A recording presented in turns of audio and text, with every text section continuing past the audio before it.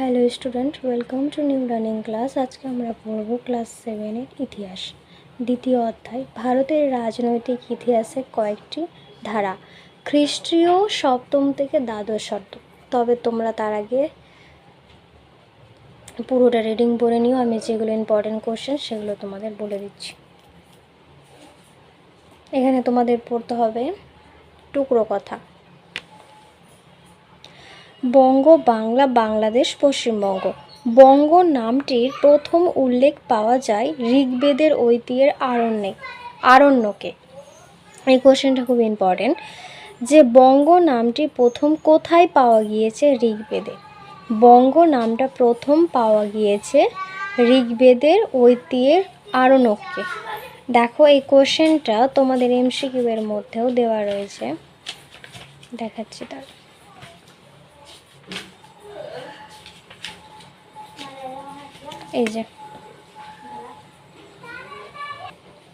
এই যে দেখো, ফার্স্ট কোশ্চেন রয়েছে, বঙ্গ নাম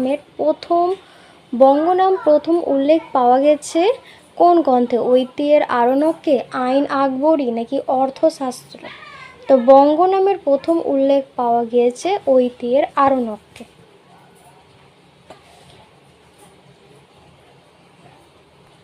এই যে দেখো, দেওয়া রয়েছে বঙ্গ নামটির প্রথম উল্লেখ পাওয়া গিয়েছে ঋগ্বেদের ঐতিহ্যের আরণ্যকে। প্রাচীন বাংলা বঙ্গ বলতে যে অঞ্চলটিতে বোঝানো হতো তা হলো ভৌগোলিকভাবে খুব বড় কোনো এলাকা ছিল না। প্রাচীন বাংলার জনপদগুলির মধ্যে বঙ্গ ছিল একটি বিভাগ মাত্র। মহাভারতের বঙ্গ, পুণ্ড, সহস্র, তাম্র ইত্যাদি এক একটি আলাদা রাজ্য বলে উল্লেখ করা হতো। এখানে পড়তে হবে, বঙ্গ নামটি প্রথম উল্লেখ পাওয়া গেছে ঋগ্বেদের কোন গ্রন্থে? ঐতিহ্যের আরণ্যকে। নেক্সট কোশ্চেন হচ্ছে, কালিদাসের যে দুটো গ্রন্থ পাওয়া গিয়েছে সে গ্রন্থের নাম কি? একটা হচ্ছে বঙ্গ আর একটা হচ্ছে সম।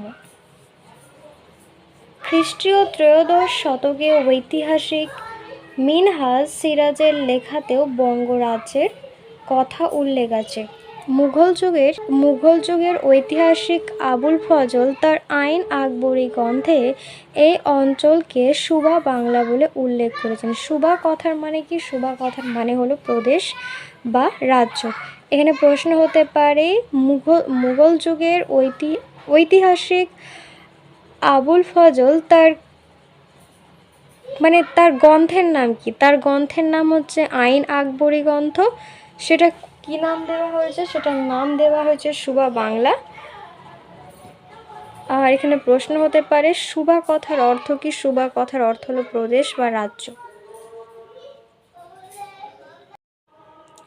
ষোড়শ, সপ্তদশ ও অষ্টাদশ শতকে ইউরোপীয় ভ্রমণকারী ও বণিকরা এখানে এসেছিল।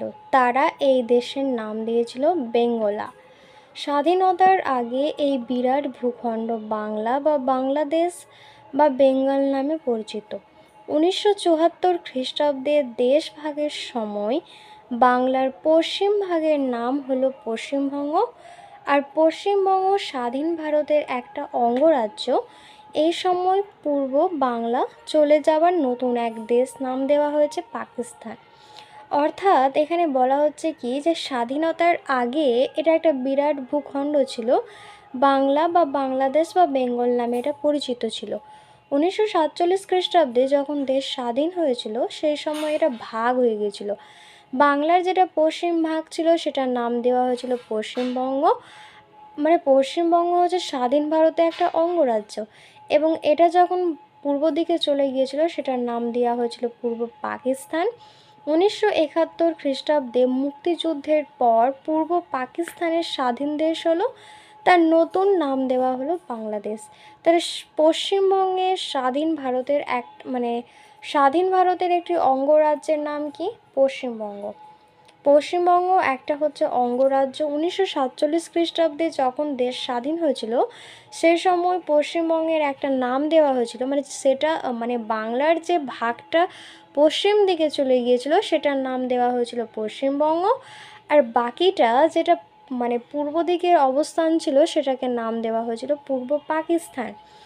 1971 খ্রিস্টাব্দে যখন মুক্তিযুদ্ধ হলো তারপর পূর্ব পাকিস্তানের একটা দেশ হলো যেটার নাম দেওয়া হলো বাংলাদেশ।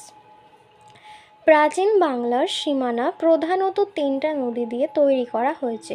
এই 3টা নদীগুলোর নাম কি? ভাগীরথী, পদ্মা ও মেঘনা। বাংলা এক একটা অঞ্চল দীর্ঘকাল ধরে স্বাধীন ছিল, আবার কয়েকটা অঞ্চল অন্য কোনো অঞ্চলের অন্তর্ভুক্ত হয়ে পড়েছিল। যখন কোনো অঞ্চলের শাসনকর্তা রাজ্য বিস্তার করতেন তখন সেই অঞ্চলের সীমানা বদলে যেত। এখানে তোমাদের এমসিকিউ কোশ্চেনের মধ্যে আছে। প্রাচীন বাংলার সীমানা তৈরি হয়েছে কোন কোন নদী নিয়ে? ভাগীরথী, পদ্মা, মেঘনা, গঙ্গা, ব্রহ্মপুত্র, সিন্ধু, কৃষ্ণা, কাবেরী, গোদাবরী নদী নিয়ে তৈরি হয়েছে। এখানে দেওয়া রয়েছে যে প্রাচীন বাংলার সীমানা প্রধানত 3টা নদী দিয়ে তৈরি করা হয়েছে, ভাগীরথী, পদ্মা আর মেঘনা।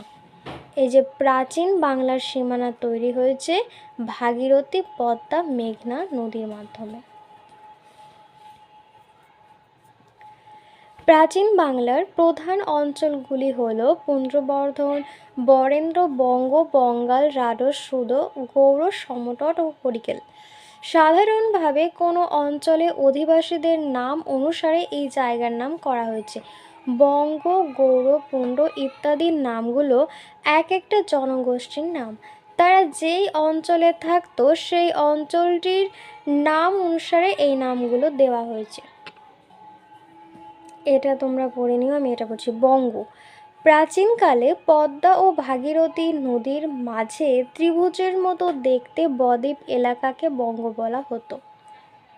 সম্ভবত ভাগীরথীর পশ্চিম দিকের এলাকাও এর মধ্যে ছিল। পরবর্তীকালে ভাগীরথীর পশ্চিম দিকে রাঢ় এবং সুহম নামে দুটো আলাদা অঞ্চল উৎপত্তি হয়েছিল। বঙ্গের সীমানার বদলে যায়। খ্রিস্টীয় একাদশ-দ্বাদশ শতকে বঙ্গ বলতে এখানকার বাংলাদেশের ঢাকা, বিক্রমপুর, ফরিদপুর ও বরিশাল অঞ্চলকেই বোঝানো হয়েছে। আদি মধ্যযুগের বাংলা আনুমানিক হচ্ছে প্রায় 600 থেকে 1200 খ্রিস্টাব্দ। বঙ্গাল।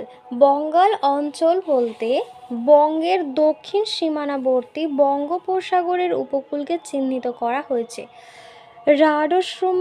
প্রাচীন রাঢ় বা এই অঞ্চলটির দুটো ভাগ ছিল, উত্তর রাঢ় আর দক্ষিণ রাঢ়।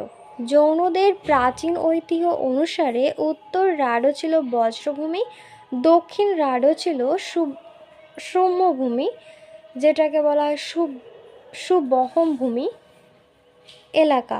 উত্তর ও দক্ষিণ রাঢ়ের মাঝের সীমানা ছিল অজয় নদী। আজকের মুর্শিদাবাদ জেলার পশ্চিম ভাগ, বীরভূম জেলা, সাঁওতাল পরগনার একাংশ এবং বর্ধমান জেলার কাটোয়া মহকুমার উত্তর ভাগ ছিল দক্ষিণ রাঢ় অঞ্চল, উত্তর রাঢ় অঞ্চল। আর দক্ষিণ রাঢ় অঞ্চল বলতে আজকের হাওড়া, হুগলি, বর্ধমান জেলার বাকি অংশ এবং অজয় দামোদর নদের মধ্যবর্তী বিরাট এলাকাকে বোঝানো হয়েছে। দক্ষিণ রাঢ় ছিল বঙ্গোপসাগরের নিকটবর্তী এলাকা। মহাভারতের গল্পে এবং কালিদাসের কাব্যে আছে যে ভাগীরথী বা কাঁসাই কংসাবর্তী নদীর মাঝের যে সমুদ্র অঞ্চল বিরাট এলাকার মধ্যে অন্তর্গত।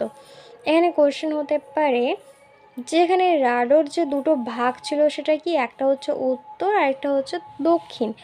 উত্তর রাঢ় কাকে বলে, দক্ষিণ রাঢ় কাকে বলে? উত্তর রাঢ় কাকে বলবো? মুর্শিদাবাদ জেলার পশ্চিম ভাগ, বীরভূম জেলা, সাঁওতাল পরগনার একাংশ, বর্ধমান জেলার কাটোয়া মহকুমার উত্তর ভাগ, এগুলো হচ্ছে উত্তর রাঢ় অঞ্চল। আর দক্ষিণ রাঢ় অঞ্চল বলতে বোঝায় হাওড়া, হুগলি, বর্ধমান জেলার বাকি অংশ, অজয় দামোদর নদের যে মধ্যবর্তী বিরাট যে এলাকা রয়েছে সেটাকে বোঝানো হয়েছে।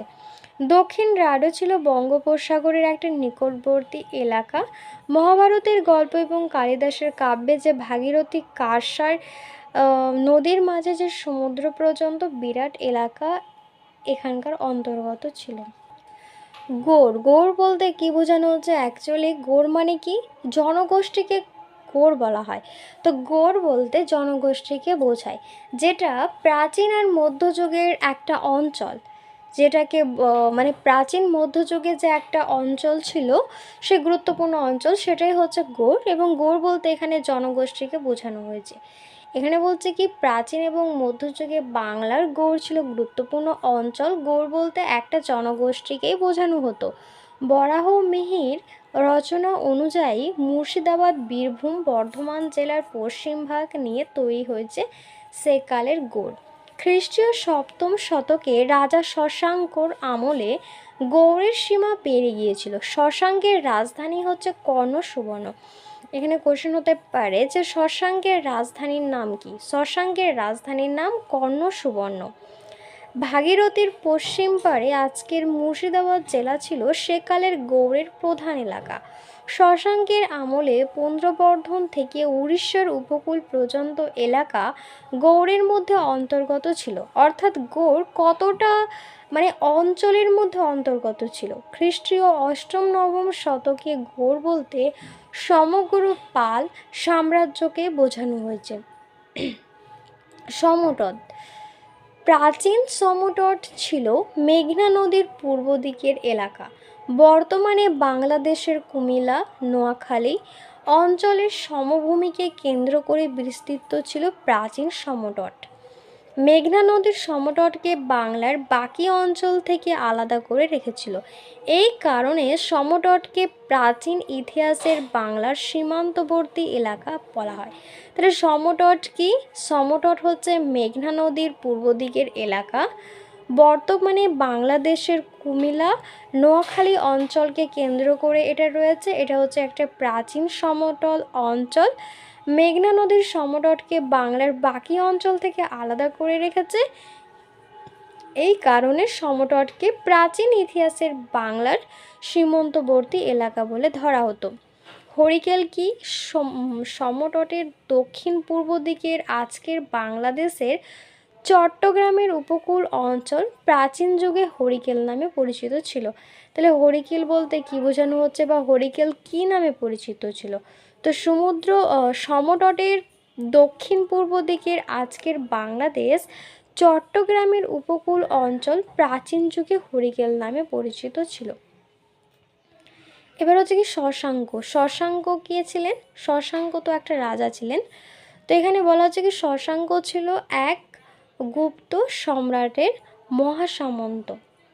শশাঙ্কের রাজধানীর নাম কি ছিল? শশাঙ্কের রাজধানী হচ্ছে কর্ণ সুবর্ণ। 606 থেকে 7 খ্রিস্টাব্দে কিছুকাল আগে তিনি গৌড়ের শাসক ছিলেন। শশাঙ্ক শাসনের 60-70 বছর আগে থেকে গৌড় ধীরে ধীরে রাজনৈতিকভাবে গুরুত্বপূর্ণ হয়ে উঠেছিল। শশাঙ্কের আমলে গৌড়ের ক্ষমতা আরও বেড়েছিল।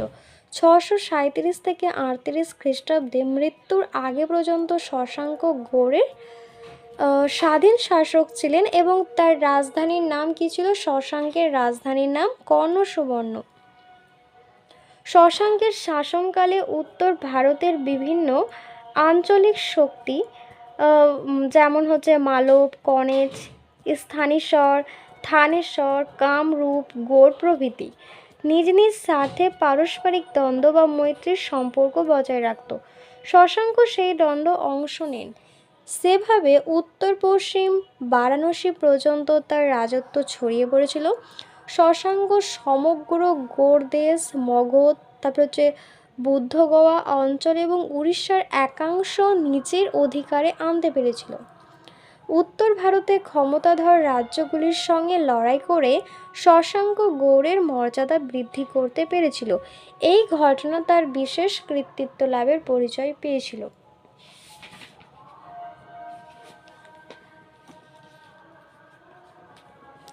শশাঙ্কের রাজনৈতিক জীবনে একটা গুরুত্বপূর্ণ ঘটনা স্থানেশ্বরে প্রশ্ববর্তী বংশীয় শাসক হর্ষবর্ধনের সঙ্গে তার দ্বন্দ্ব হয়েছিল।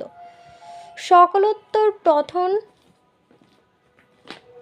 প্রথনাথ উপাধিকারী হর্ষবর্ধন শশাঙ্ককে হারাতে পারেনি। শশাঙ্ক ধর্মীয় বিশ্বাসী ছিলেন, শৈব এবং শিবের উপাসক। আর্যমঞ্জু শ্রীমূলক নামক বৌদ্ধগ্রন্থে এবং সুয়ানজাং এর ভ্রমণ বিবরণীতে তাকে বৌদ্ধ বিদ্বেষী বলা হয়েছে। শশাঙ্কের বিরুদ্ধে অভিযোগ করা হয় যে তিনি বৌদ্ধ ভিক্ষুকদের হত্যা করেছিলেন, বৌদ্ধদের পবিত্র ধর্মীয় স্মারক ধ্বংস করেছিলেন। হর্ষবর্ধনের সভাকবি বাণভট্টের রচনা হর্ষচরিত এবং শশাঙ্ককে নিন্দা করা হয়েছে। অন্যদিকে শশাঙ্কের শাসনকালে কয়েক বছর পরে জাংকর্ণ সুবর্ণনগরের উপকণ্ঠে রক্তমৃত্তিকা বৌদ্ধবিহারের সমৃদ্ধি লক্ষ্য করেছিলেন। শশাঙ্কের মৃত্যুর 50 বছর পর চীনা পর্যটক সিংয়ের এক নজরে পড়েছিলেন বাংলার বৌদ্ধ ধর্মের উন্নতি। শশাঙ্ক নির্বিচারে বৌদ্ধ বিদ্বেষী হলে তা হতো না। মানে শশাঙ্কের প্রতিলিপি লেখকরা পুরোপুরি বিদ্বেষমুক্ত ছিল না, সুতরাং শশাঙ্ক সম্পর্কে তাদের মতামত কিছুটা অতিরঞ্জিত ছিল বলে তিনি মনে করা যেতে পারে। শশাঙ্কের শাসনকালে গৌড়ে যে ব্যবস্থা উঠেছিল তাকে গৌড়তন্ত্র বলে। গৌড়তন্ত্র কাকে বলে? শশাঙ্কের শাসনকালে যে গৌড় ব্যবস্থা উঠেছিল সেটাই হচ্ছে গৌড়তন্ত্র। এই ব্যবস্থায় রাজ্যের কর্মচারী এবং আমলারা একটা নির্দিষ্ট শাসন প্রণালী গড়ে তুলেছিলেন। আগে ছিল গ্রামের স্থানীয় লোকেদের কাজ, শশাঙ্কের সময় সেই কাজে প্রশাসন হস্তক্ষেপ করতেন, অর্থাৎ আমলের গৌড় রাজ্যের কেন্দ্রীয়ভাবে সরকার পরিচালনা করেছিলেন। গৌড়বহ বা গৌড়বধ কি? কনৌজের শাসক যশোবর্মা বা যশোবর্মনের রাজকবি বাগপতিরাজ 725 থেকে 30 খ্রিস্টাব্দ নাগাদ প্রাকৃত ভাষায় গৌড়বহ কাব্য রচনা করেছিলেন। যশোবর্মন মগধের রাজাকে পরাজিত করার পর কবি এই কাব্য রচনা করেছিলেন। মনে হয় যে মগধের রাজা বলতে গৌড়ের রাজাকে বোঝানো হয়েছে।